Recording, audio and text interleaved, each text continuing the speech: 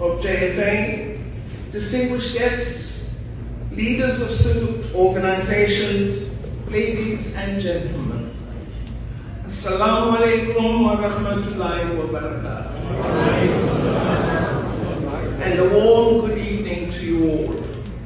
I wish to thank the executive members of the Canada branch of Justice for All for inviting me to address you this evening. I feel humbled and honored that so many of you have been kind enough to come to this event and even to stay and listen to me.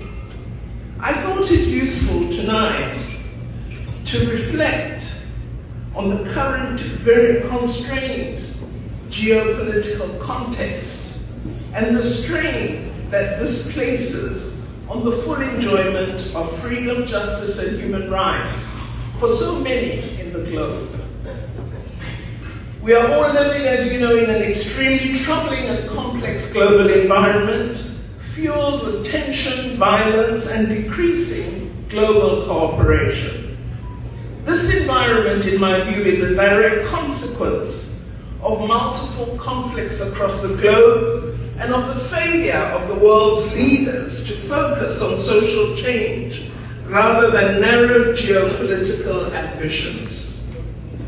The failure has led to a growing dissatisfaction among poor and marginalized communities, communities that are angered by poverty, by inequality, and by joblessness.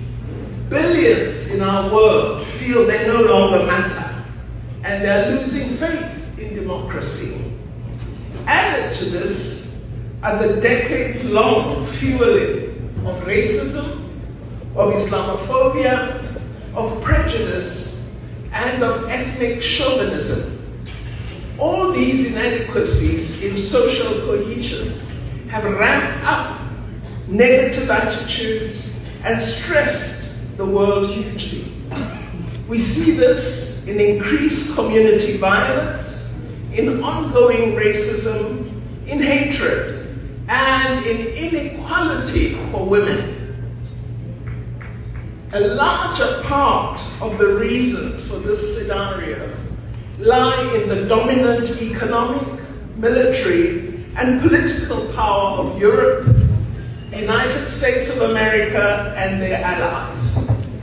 These powers have not used their powerful status to promote and create global unity of purpose, and have rather used their might to spread and strengthen their spheres of influence in their own selfish interests.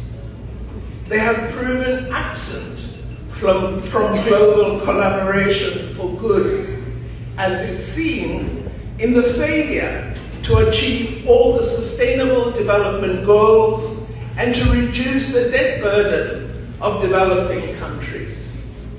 There are many strategic countries of the South that have attempted to resist the dominant unipolarity of the North and sought to create a multipolar world in which more countries and political ideologies have influence.